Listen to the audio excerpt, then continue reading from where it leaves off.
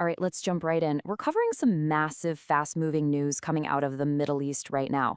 It's a military operation called Operation Epic Fury, and honestly, this could change everything in the region. All the information we're about to go through comes from reporting by Shasta Unfiltered, so let's break down what we know. And right off the bat, we have this really provocative statement from President Donald Trump. He basically laid out the goal of the whole operation. This isn't just about military targets. He's talking directly to the Iranian people, telling them to take over their government. I mean, wow. A statement like that it's huge. But you gotta ask, what led to this moment? How did we even get here? Okay, so let's get into the specifics. This whole thing didn't start small. We're talking about a huge, coordinated assault from the get-go. So to really get a handle on what's happening, we need to look at exactly how it all went down. And the timing here is absolutely key. You see, this joint U.S.-Israeli operation kicked off right after nuclear talks in Geneva completely collapsed. So this wasn't some random attack out of the blue. It directly followed a major breakdown in diplomacy. And we have to pause here because there's a huge breaking update. Fox News and the IDF are both confirming this. Iran's Supreme Leader Ayatollah Khamenei was reportedly killed in the first wave of strikes.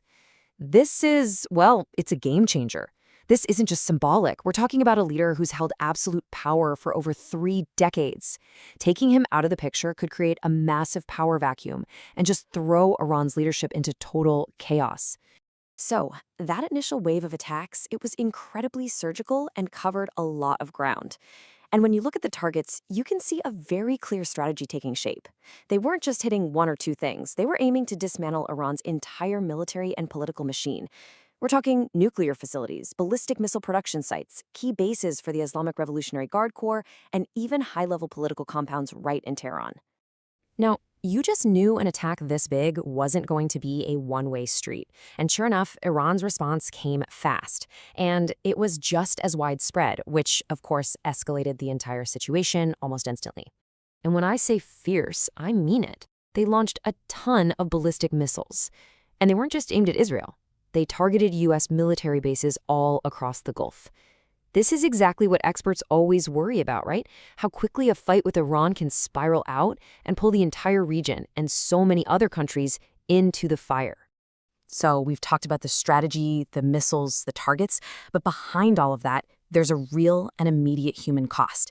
And the first numbers we're seeing based on the reporting we're following are they're grim. The Iranian Red Crescent Society is reporting an initial civilian death toll of over 200 people in Iran. It's just a heartbreaking number, and it's a stark reminder that for every missile strike, there are real people, real families caught in the middle. Okay, so this table gives us a clearer picture of the overall impact so far. Look at the numbers for Iran: over 200 dead, more than 700 injured.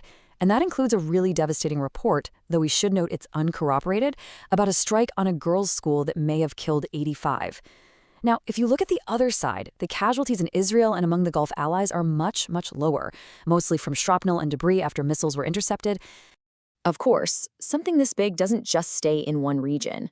It has ripple effects across the globe. The international community reacted almost immediately, and you can already see the world starting to take sides. A pretty clear line is being drawn in the sand. And here's what that divide looks like. You've got Russia and China and the UN Secretary General all coming out and condemning the operation. But on the other side, you have staunch U.S. allies like the United Kingdom, Saudi Arabia, and others in the region voicing their support. So why should you care about this, even if you're thousands of miles away? Well, here's why. Oil prices. These shot up almost instantly. The reason is a little waterway called the Strait of Hormuz. It is the critical choke point for the world's oil. So any hint of trouble there, and boom, the entire global economy feels it. So what's next? That's the big question, right?